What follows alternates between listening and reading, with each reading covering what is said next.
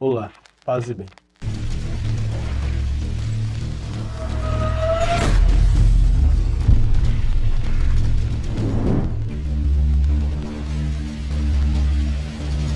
Hoje nós vamos começar a entrar no Evangelho de Mateus. Começar a criar intimidade verdadeiramente com a palavra.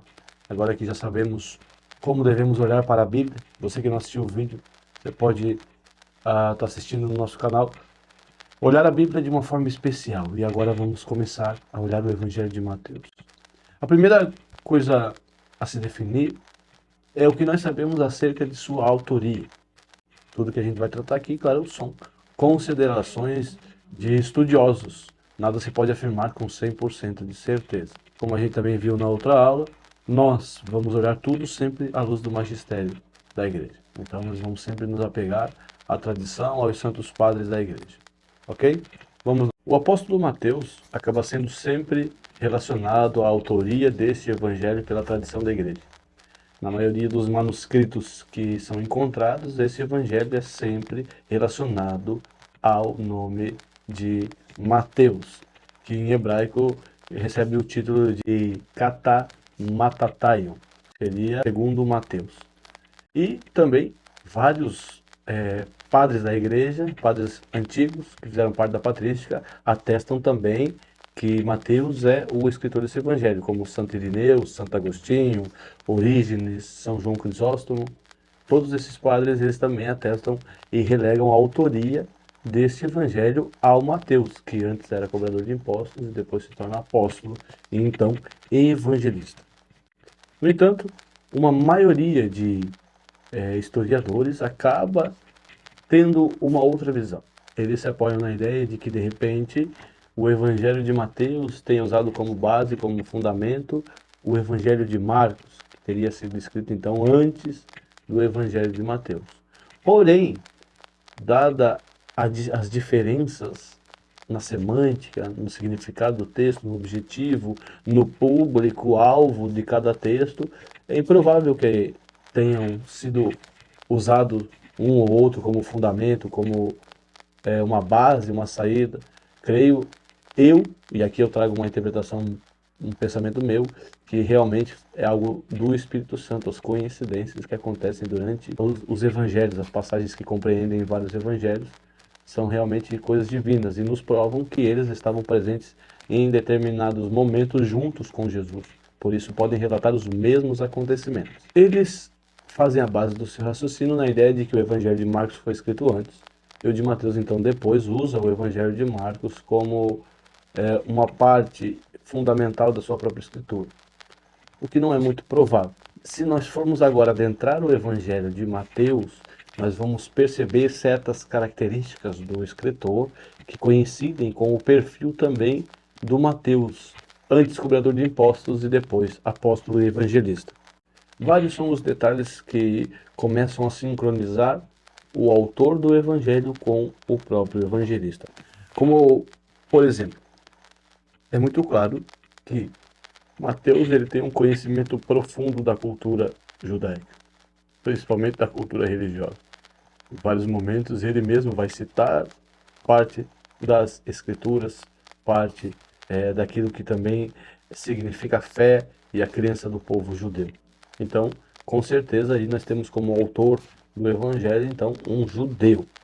Segundo ponto, que ele mostra uma destreza bilíngue muito grande, né?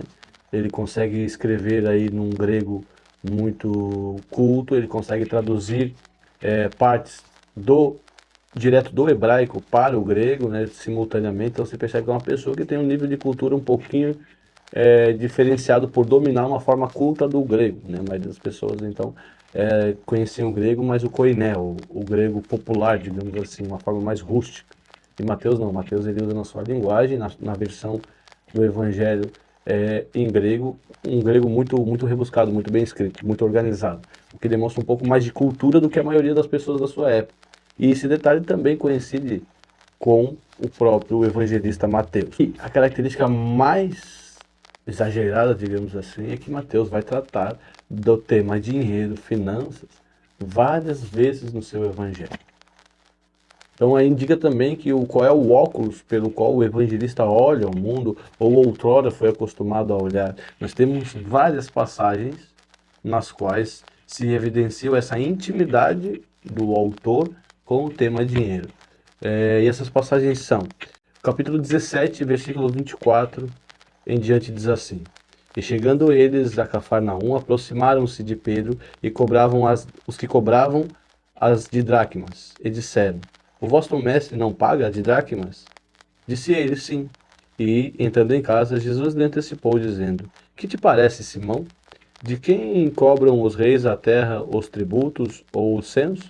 Dos seus filhos ou dos alheios? Disse-lhe Pedro: Dos alheios. Disse-lhe Jesus: Logo, estão livres os filhos. Mas, para que não nos escandalizem, vai ao mar, lança o anzol, tira o primeiro peixe que subir, e abrindo-lhe a boca encontrarás um estáter. Toma-o e dá por ti e por mim.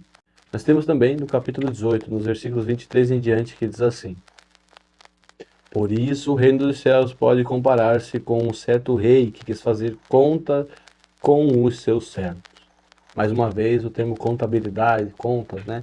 Quis tirar as contas, ver como é que estavam as finanças. E aí nós temos vários, Mateus no capítulo 20, no 25, no 26, no 27, aí com Judas, né? Que acaba sendo traído Jesus pelas 30 moedas. Esse trabalho íntimo, então, com o dinheiro, essa presença intensa desse tema, nos faz crer que quem escreveu este evangelho tem uma certa intimidade com esse tema. Então, recapitulemos. Ele com certeza é um judeu, ele é bilíngue, o que coloca ele na Galileia, muito provavelmente, porque o aramaico ele era muito pouco usado na capital, ele era uma linguagem mais do interior, então algumas regiões do interior só que ele era usado. A maioria delas acabaria usando então o hebraico ou o grego, que era bastante difundido. Essas características nos trazem a um perfil da seguinte forma: era um homem judeu da Galileia, provavelmente, ou de uma região próxima a Jesus, que tinha contato tanto com o aramaico quanto com o grego, e era alguém que tinha muita intimidade com o assunto dinheiro e finanças. Agora, se nós formos observar o perfil do próprio evangelista Mateus, aquele que antes foi cobrador de impostos e agora evangelista, não se encaixaria perfeitamente?